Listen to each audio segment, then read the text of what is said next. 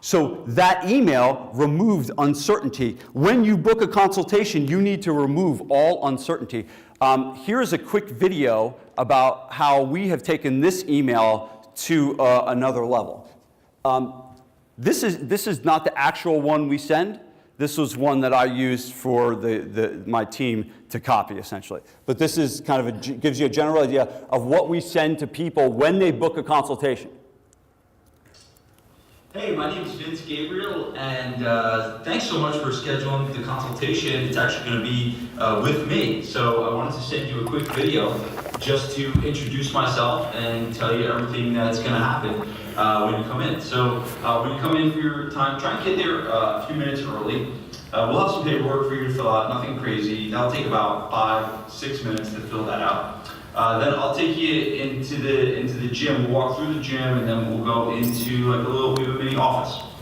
And in there, we'll sit down and I'll ask you some questions. I just kind of want to see where you're at, and also learn about what success looks like to you. Learn about what your goals are, and really what you're trying to accomplish, and to make sure that actually we're the right people to help you.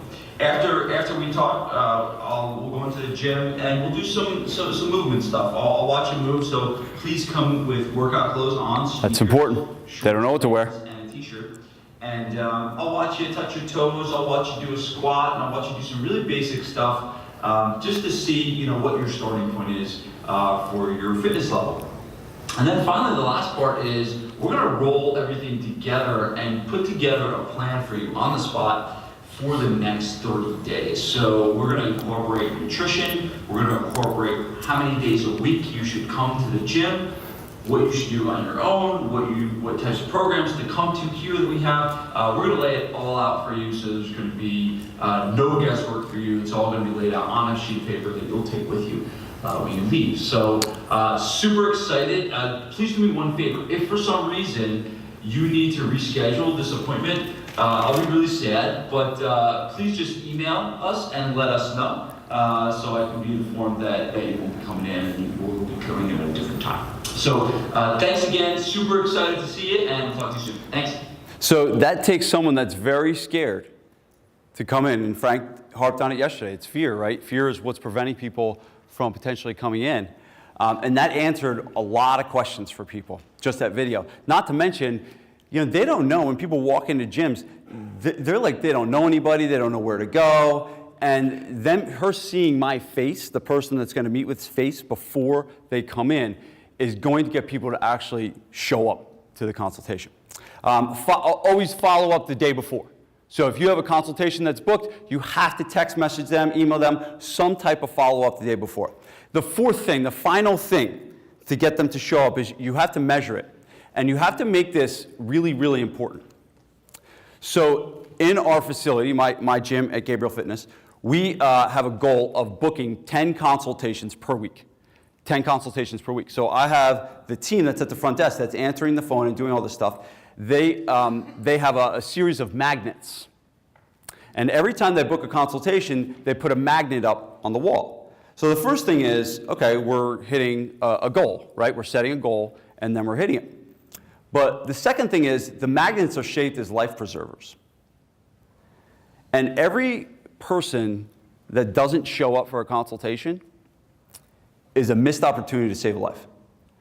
And that's kind of what they have. So they have this visual of, okay, we have a goal, but we also have this life preserver that they are going to work harder to get people in the door when they know that there's a bigger purpose behind what we're doing. So finding things like that where you can get people to really focus on accomplishing those goals, okay? So that is actually converting lead to come to the consultation. Now let's talk about the actual consultation, like what happens when they come. So the first thing is, my wife and I, Vanessa, we go, whenever there's a new gym that opens, we go and we shop it. Usually not the small gyms, but like a big gym. So this big gym opened up, and this guy takes us around.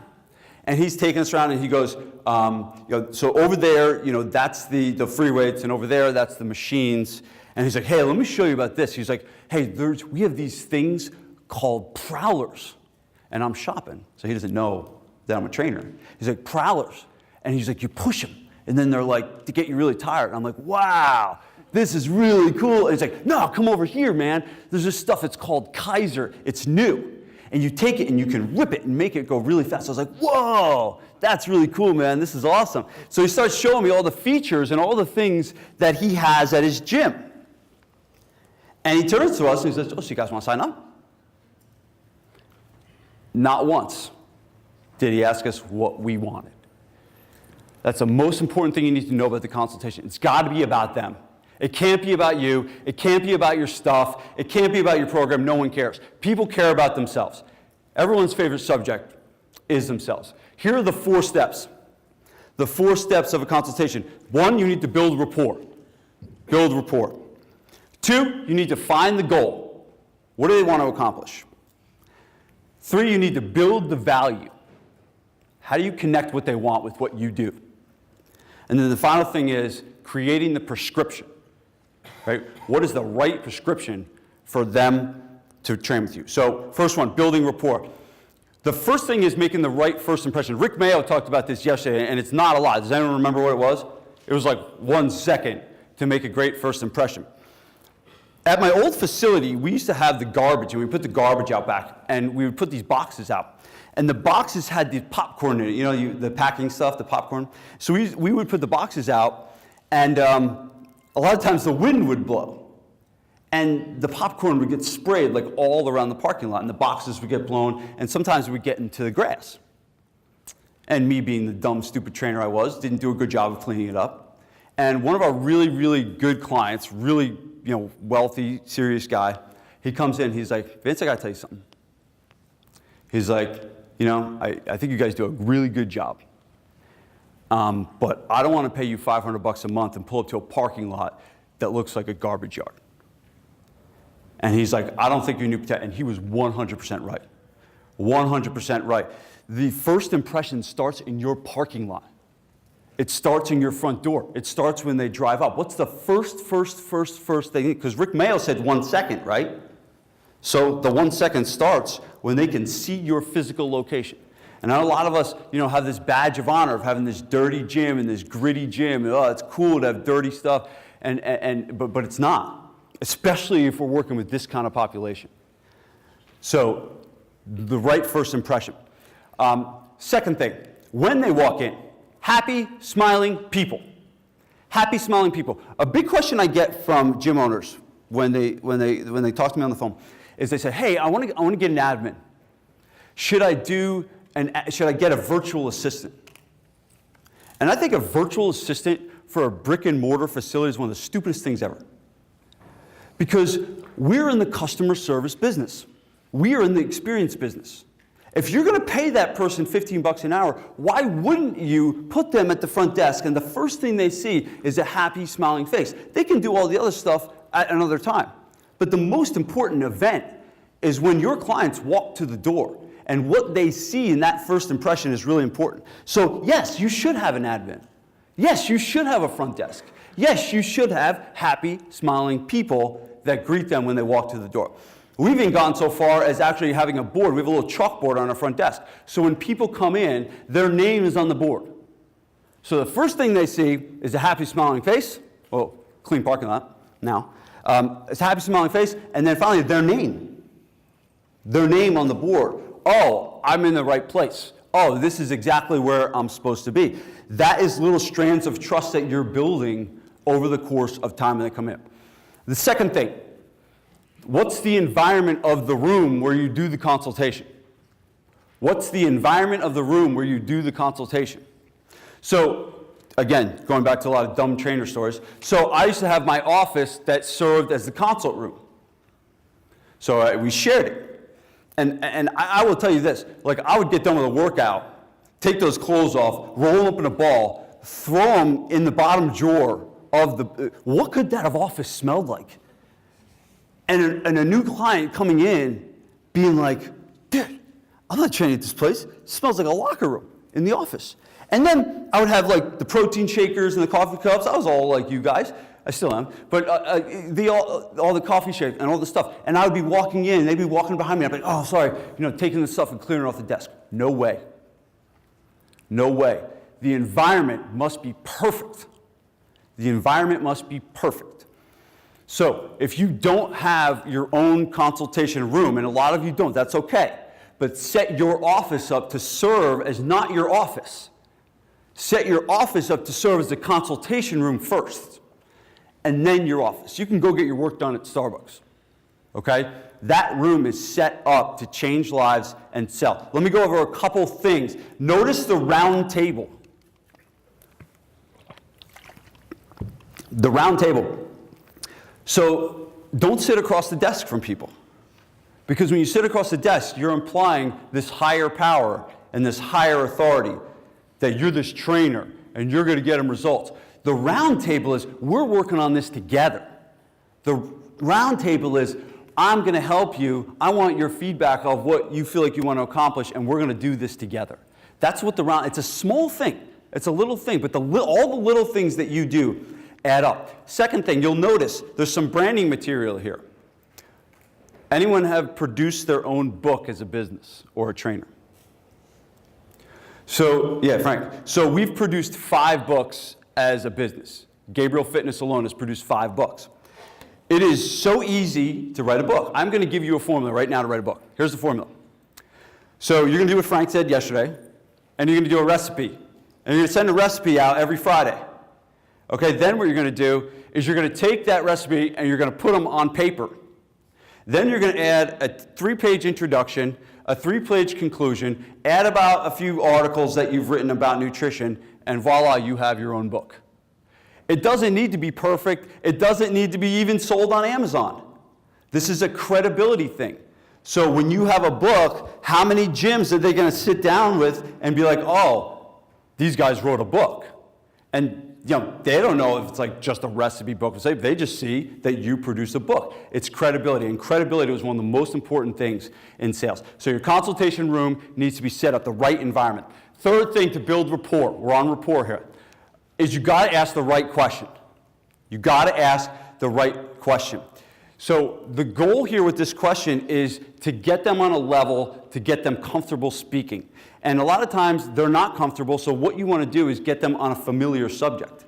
And most of the time, if we're doing a good job, we're getting referrals, right? We're getting people that come in and referring. So the best thing to do is get on the level of someone that they know. So you're like, do you have friends that come here? Yeah, my friend John comes there. It's like, oh, John, yeah, no, he's doing awesome. And then all of a sudden, you guys have a conversation about John. And things are kind of starting to go in the right direction. But that's how you actually start the conversation off in a good direction. Okay, so that is building rapport. The second thing is finding the goal. So this is one of my trainers, Brian. Brian had an unbelievable day yesterday. He had lunch with Dan John. It was amazing. So Dan John said the goal is to keep the goal. You got to find out what they want to accomplish. Remember what I talked about before? It's about what they want, not what you do. So the first question is, tell me about what you're looking to accomplish. So it's not what's your goal, it's tell me about. Because tell me about implies that they're going to tell you a story, that they're going to go longer, and they're going to go deeper, and they're going to go into something that really, really matters to them. And here are the answers that you'll get, right? We get all the same answers. My gym, your gym, it's all the same stuff. But there's one follow-up question that will differentiate you from all the other gyms out there. There's one follow-up question. And I'm going to tell you what happened with Kathy. So when I sat down with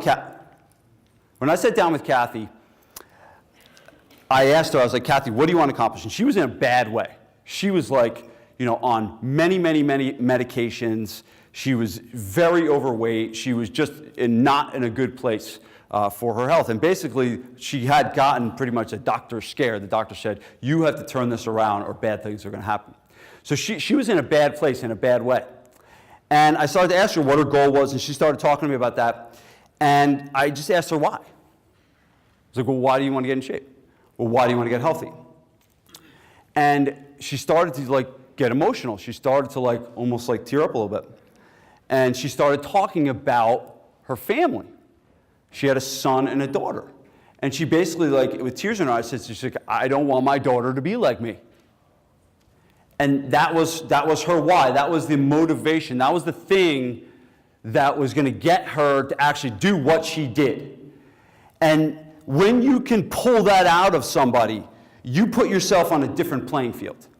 Because most people are not even doing a consultation, and if they are, they're probably not asking this line of questioning that makes it, be honest, sometimes uncomfortable. Like, I've had guys tell me, I don't want to ask questions like that because, I'm going to be, uncomfortable, and I don't want people crying in my office. And that's a big mistake, because those are the things that are going to change lives. These conversations, that's why it's the most important hour in fitness. This is exactly why this is the most important hour in fitness, because there are breakthroughs. There are breakthroughs that happen from this question.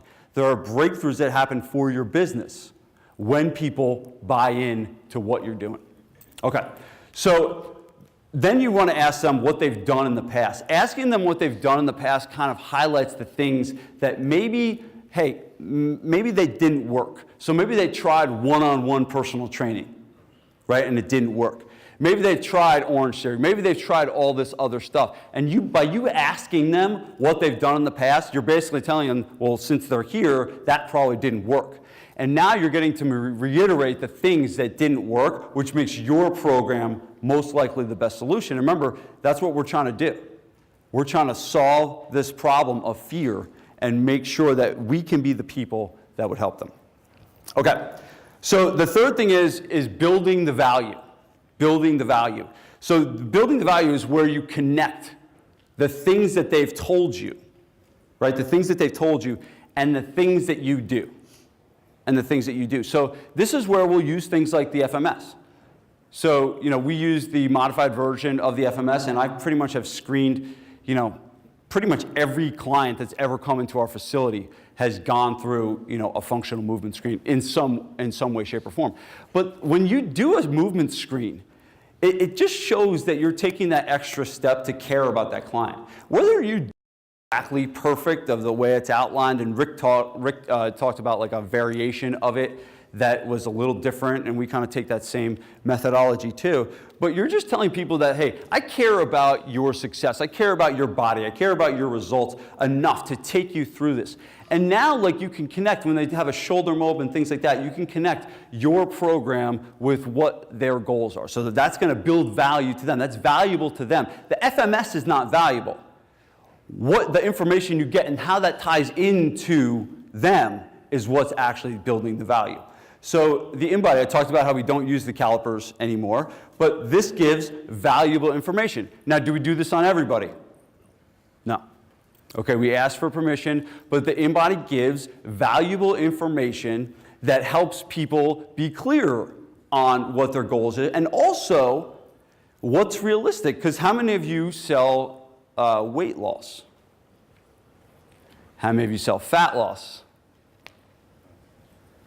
Okay, even number. We're just not participating, okay. So most of us sell fat loss, right? That's a differentiator between our gyms, as we sell the difference between losing weight and losing fat, correct? So the InBody will help people do that. The InBody helps people understand it prevents a woman from crying, right? That she worked her ass off for 4 weeks at your gym and all of a sudden she didn't lose any weight. That is a painful moment for that woman. But when you have an InBody that says, hey, you did great. You gained 4 pounds of muscle, you lost 4 pounds of fat, you're on the right track. That all of a sudden she's going to realize, like, okay, yeah, I am on the right track. Because a lot of what we do, right, it's not just a weight loss type of thing. We're not just restricting calories. We're strength training. We're getting people to eat better consistently. They're probably eating more food. So when you focus on fat loss, having a way to measure the actual composition is important. Nutrition. So we will talk about nutrition in this meeting, in the consultation. And it's not a lot, but it's enough to get them results, right? So that's the key, is can you actually get them results in that first 4 weeks? And if you can give them enough nutrition information where they can see some signs of success, and it doesn't have to be a lot, but they can see some progress, that's going to be a great, great thing in your sales process. So talk about nutrition. I'm going to show how this kind of all unpacks in a second. So notice so far, we haven't said much, have we? Right? We've had duct tape on our mouth. And that's the right thing. There should be a good sales consultation. There's not a lot of talking going on by you until now. Once you get all the information you need, you do need to talk about what you do. There is some point in time where you have to say actually what you do. And I'll kind of make a joke about it. I'll just be like, oh, well, I guess I should tell you what goes on here, because most of the time they're very happy and engaged with answering all the questions that they have. So here's an interesting slide. So the one on the left, oh, you can't really see it, but the one on the left is they're both iPods. Okay, and the one on the left says storage for 1 gigabyte of MP3s. That's what the one on the left says. And the one on the right says 1,000 songs in your pocket. So which one is more relatable to all of us? 1,000 songs in your pocket, right? 1,000 songs in your pocket is much more relatable than the whole gigabyte. I don't even know, what a gigabyte MP3 really is. I just know it's an iPod, and I know it plays music. But 1,000 songs in your pockets. So a lot of us are messing up when we explain our program. A lot of us are talking about the features of what we do. So that was just a difference between a feature and a benefit. And features are the features of your program. It's what equipment you use. It's what kind of turf you have. It's what kind of programming you do. Right? Those are all features for the things that you do. You should mention that. You should mention those things. But what they're really, really going to come alive with, what they really want to know is what's the benefit? What's the benefit to them? So when you're explaining your interval training program, you're not going to talk about the ski ergs. You're going to talk about that it boosts metabolism. And you're going to talk about boosting metabolism is going to help you burn more fat for the rest of the day. And that's kind of what the things that you want to focus on is the features, is the benefits and not the features. Okay, so that's actually building the value for what you're doing. The fourth thing is, now you're going to play doctor. Now you're going to play doctor. So the fourth step is, you're going to actually create the prescription. So we've gathered all this information. We have all this data and all this information. What do we actually do with it? Because remember we talked about before that one of the three main parts of sales is clarity, right? Being able to wade through the muck of information and making it clear and simple for people. Well, here's how we do it, and I urge you to swipe this because it's one of the greatest things we've ever done. So everyone that comes to a consultation we fill it out with them while they're going through. It's something called the health roadmap. The summary of this is, we want to get everything that they do for their health that applies to us in the gym and us at home down on one piece of paper. They're not leaving with this big binder. They're not leaving with this huge manual. The only thing they're leaving with is one sheet of paper that tells them exactly what they need to do to achieve the goals that they want. So let me kind of unpack this. So the first one is, all right, what is their goal? So this one, you guys, the goal goes, I'm going to be below 300 pounds by a certain date, right? So that's a measurable goal. He can actually work towards that goal. He knows exactly what he wants to accomplish. The second thing is, all right, what's the big important reason why? So that's the why. That's what we talked about. And that's actually on the sheet, right? It's important enough to put it actually on the sheet of paper that they take home with them. So the why is not something that you just talk about in the meeting and then it's never brought up again. That's your leverage. That's your motivator. You've got to keep bringing that up for them. Okay, then their food, right? So this is when you talked about them, when I said before. You're talking about them about their food. You're talking about the different things that they're doing for nutrition. It's a habit-based program, right? It's water. It's what should they eat for breakfast. It's what should they eat for snacks. You're giving them really, really simple things that they need to do. And when you keep it simple, they're going to actually win. Their training. We go as far as getting people. We really urge people to get on a schedule. Now, I know a lot of people will say things like, well, I'm busy and I'm traveling and things like that. But one of the things you're trying to do is you're trying to make your gym and your workouts part of their life. Your workouts part of their life. And if they're all over the place with timing, it's a good chance that they're not going to stick to a good routine.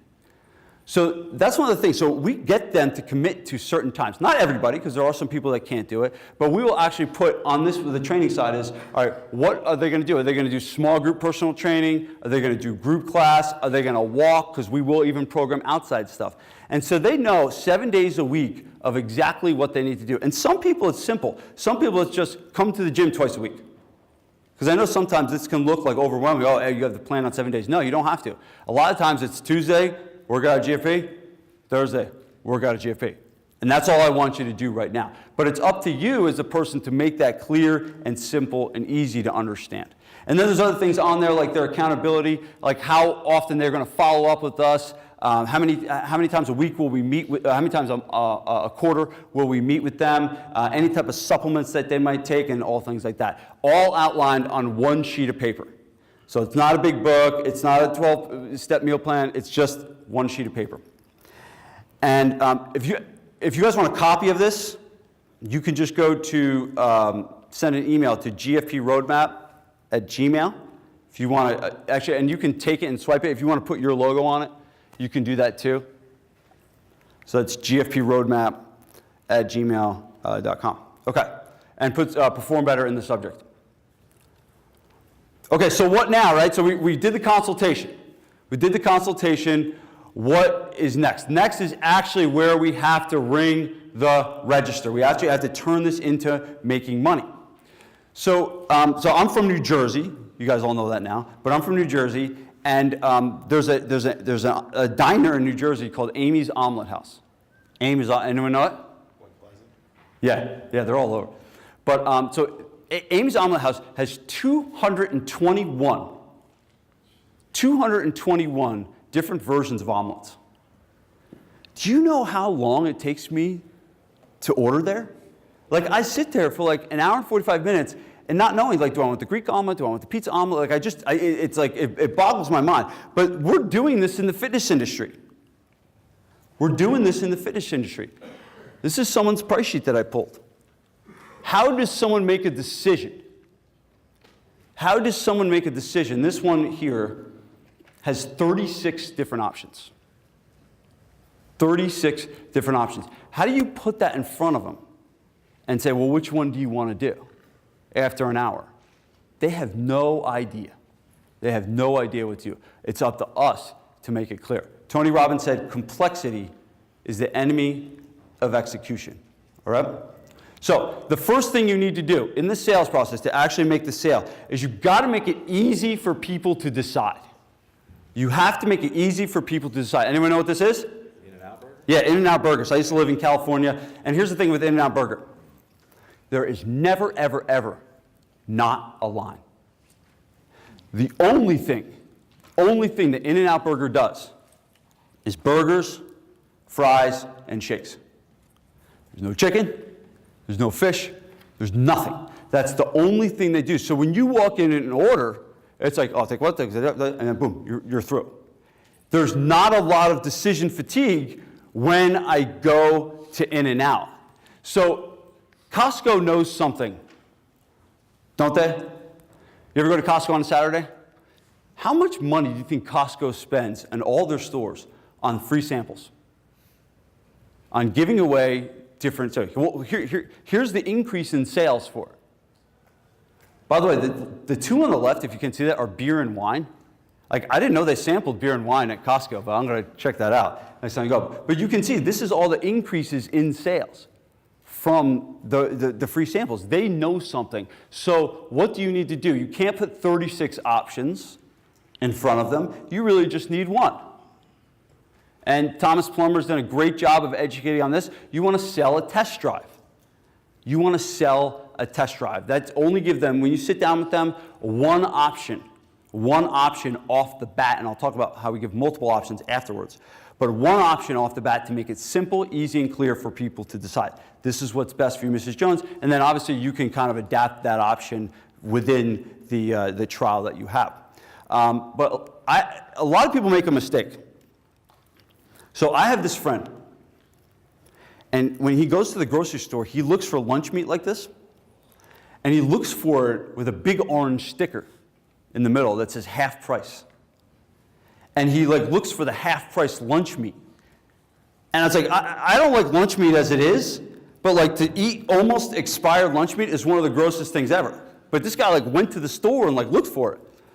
But that's what a lot of us do. A lot of us say, all right, we're going to give you a trial. We're only going to charge you $99. It's usually $4.99. So like you got to train in the corner, and you're only going to get one workout a week, and you're going to do this. I was like, no. When you could test drive a BMW, they don't bring around the stripped out BMW. They bring around the loaded, great tires, great wheels, sunroof, leather seats, everything you can imagine, because they want you to experience the best. And that's what your trial process actually needs to have. People need to actually experience all the things that you do. So just because it's a lower price to get them in the door. Don't lessen the experience. Give them the farm. Give them everything and wow them. Here's the things, some of the things that we include, in our 30-day experience. So the consultation is a one-on-one session, 12 small group, 16 fat loss sessions. There's no way they could do all this. There's no way they could do all this. But we give them, and then we customize it to what they need. So the goal of the trial is for them to say, hey, this place is awesome. This is an unbelievable place. This is different than any other place that I have. Here are a couple things you need to do to make sure that happens. You've got to remember names early. Mike Boyle talked about the book, How to Win Friends and Influence People. You guys got to remember names early. One of the ways that we do this is every new member that comes in goes into a private Facebook group just among our team. And so we post a picture of the new client up, and then we post all the information. So now all the different trainers can see who's coming in. And now the new client comes in. He hasn't met that person before, but the trainer calls him by name. That's one of the most important things that you guys can do to build rapport in the beginning and have a good trial process is actually remember people by their names as early as possible and putting strategies in place that actually will help them do that. Second thing is, during the trial, amazing follow-up. Amazing follow-up. Don't let them get lost in the shuffle. So we have a person, this is Bree, one of our coaches, but one of her roles is just to focus on these trial people. Is to email them, is to call them, is to follow up with them. Hey, how are you doing? How are things going? How's the experience? That initial period, because that's the period where they're evaluating you, and that's the period we're going to show if you really care. And if you pony up and invest some money into someone that their sole job or part of their sole job is to actually just follow up and make people feel welcome, that is going to go a long way. So it's going to build trust. We're all coming down to building trust. So we had a woman that came in, and she actually gained weight during our trial. She gained weight. She got on the scale, and she gained weight. So I'm sitting in the office, and I'm like, there's no way this lady's going to sign up if she just gained weight. And she's like, he was like, all that nutrition stuff that you told me, I didn't do any of it. So, and your people are really good. The gym's really nice. I like the environment, and I'm actually going to sign up. And she signed up a year contract after she had gained weight. So what am I saying? I am not saying results don't matter. I'm not saying results are very important, but they're not everything. They're not everything. A lot of people understand and know that they kind of control their results, especially when it comes to weight loss. So all the things that you can do, all the little things like remembering names, like building trust, like follow-up, are all hugely important to get them to become a member. Okay, Zig said, if people like you, they'll listen to you, but if they trust you, they'll do business with you. So the final step, so we've sold the trial, right? So the process is we've gotten them in, right?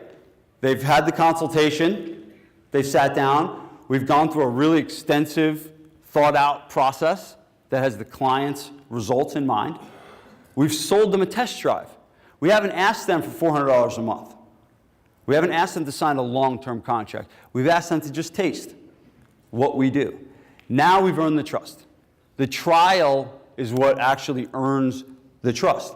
So now it's actually time to close the sale. So I have this, my daughter does martial arts. And I was dropping her off one time, and the guy, the sensei, he stands at the corner like this. And the door's here, and all the kids come in. And this is his sales process. Jeannie, it's his is expired. You want to do 2 more months, 3 more months? What's it? Like yelling across the hall to the mom about re-signing. And it's like, how do you run a business like that? You guys got to set some kind of a process and sell in what's called a closed environment. So they're not around. No one's going to sign up for the big package when they got 5 other people around. So you actually setting a time and setting a meeting to sit down with them and actually present some options, right? So now we present options, but we're only going to present a few. So this is Marcus Lemonis. Anyone ever watched the show The Prophet? Yeah. So The Prophet is it's a great show. It's about this guy, Marcus Lemonis. He goes into these struggling businesses and he kind of turns their business around. But he was doing this for a drum facility. These guys were making drums. And they had one product, and it was like a $2,000 drum. And they were really struggling. So Marcus came in, and he applied something called the good, better, best pricing strategy. He's like, okay, so we got the $2,000, but let's create an $800 option for like maybe beginning drummers, so people like, they don't want to spend $2,000, but they still want a drum. And then let's create something for the rock and rollers that's $8,000. That someone that like this is for the drummer of a really really good band that would process. And now you have 3 different options for 3 different types of clients, but you're also still selling drums, right? You're still selling fitness. You're not changing actually what you're doing. It's very similar to the BMW analogy. There's a 3 series, there's a 5 series, there's a 7 series. 3 different price points, but 3 different people will buy each one. So that's an important thing to do, is you want to present options. And one of the things that people like is people like to be guided. People like to be told what to do. So when you actually say, all right, these are the options that we've decided for you, that I've talked to the team, I've talked to different people, and we lay these out, and these are 2 options, A, B, you could do A, B, C, ask for the sale. Which one works best for you? So you're making it simple, you're making it easy, you've established that, hey, this is the right thing based on what we've experienced with you over the last 30 days and while we created that relationship. And now you need to take that masking tape, right, and you need to put it back on, right? Because when you ask for the sale, you just be quiet and let them do the talking. And usually things, will work out that way. So Thomas Plummer, who's, a mentor of mine and a speaker on this tour, he has hammered this into our heads. Is it 16-8-5? 16-8-5. That stands for 16 leads, 8 trials, and 5 contracts. Now, that's for my business. It will be different. But the key is that you're focusing on how many leads are you getting, how many trial memberships are you selling, and how many actual annual contracts are you selling. That is the lifeblood of your business. If you are not focused on that, if that is something that you are not militarily thinking about on a daily basis, your business will be slow to grow because you're not focusing on what's actually coming in the funnel. So you've got to have a really good emphasis on this. And what we talked about today was the 8 and the 5. So Frank talked about the leads yesterday. So there's a certain amount of leads you need. But then the 8 and the 5 is how many trials are we selling, and then how many are we actually closing. Okay. All right, so I'm going to end with this. So this is my dad. And this is tough for me to talk about, but last August, my dad had a stroke. And it was a pretty bad one. It was pretty bad. He was about 73 years old, was healthy, working, and he got a stroke on the left side of his brain, which controls the right side of the body. And the right side of the body also controls the language. So he can't speak. He can't understand, he can't move the right side of his body. So needless to say, like when this happened, there was a lot of trauma and turmoil in my life, in my family's life. And I found myself rushing into New York City. He was at NYU Hospital. And I found myself rushing into New York City, on a daily basis through the month of August. And during that time, I was not thinking about anything else except being there for my family. And I didn't step foot in my gym one time. The entire month of August was not there the entire time because I was there making life and death decisions with my mom, being there for my sisters. There was a lot of things that had to happen. And I was never more proud of my business during that time, because we actually had one of the best Augusts we've ever had, because the team stepped up and did an amazing job. And I was never more proud of my business because it gave me a freedom. It gave me a freedom to do something that I really needed to do. That was the only place that I really needed to be. That was the only place I really needed to be. And the fitness industry is filled with people that don't have freedom. That there's trainers getting burned out. There's business owners that want to throw in the towel because things are just too hard and too complex and they're not getting it done. So I want to introduce a concept. I want to end with this concept for you. And what's going to prevent you from getting that burn? All right, well, it's SPF. Right? So SPF is sun protection factor. We all know what that is, right? So I have a different SPF for you guys to walk away with today. And SPF stands for simple, profitable, and fun. And if you have a career in the fitness industry, everything you should be doing should be working towards creating a career and a life that's SPF. A lot of people don't have this, and it's one of the big reasons why people are falling out. A business that's simple is, Mike Boyle always talks about, keep it simple, stupid. So we are notorious for making really, really complex training programs and sales processes really, really hard. It's hard for our clients to understand, it's hard for our trainers, and having a business that's not simple is not going to make it great. Second one is profitable. A lot of us aren't pricing our services. Tom talked about this yesterday. We're not pricing our services high enough. So in turn, we're not making enough money. And then we're frustrated because the business is profitable. We're earning a lot in gross revenue, but we're not taking a lot home. We're not putting money away. We're not saving. And then the last thing is fun. Like, it's really hard to have a career and a business that's fun if it's not simple and it's not profitable. You're not going to have fun in this industry. And we have such a great opportunity. We have such a great opportunity in this industry to help so many people. And if you can incorporate the things that I talked about today, the sales process, and you notice it was outlined and strategic, if you can take those kind of systems and build them into your business, whether you're a business owner, whether you're a trainer, that's going to move your business down the line toward SPF. Simple, profitable, and fun. And when you have a business that's SPF, you're going to get two things. You're going to get freedom, right? Because you're going to make more money, and that money is going to give you the freedom. And then the second thing you do is you're going to give yourself a better opportunity to make a better impact in the industry. Because we can't make an impact on people if we're tired. We can't make an impact on people if we're not successful. And that's what we're here all for. This all comes back to changing lives. It all comes back to the impact that we're having on other people. And when you can create a business that's SPF, you're going to be one step closer to that. So, guys, thank you so much.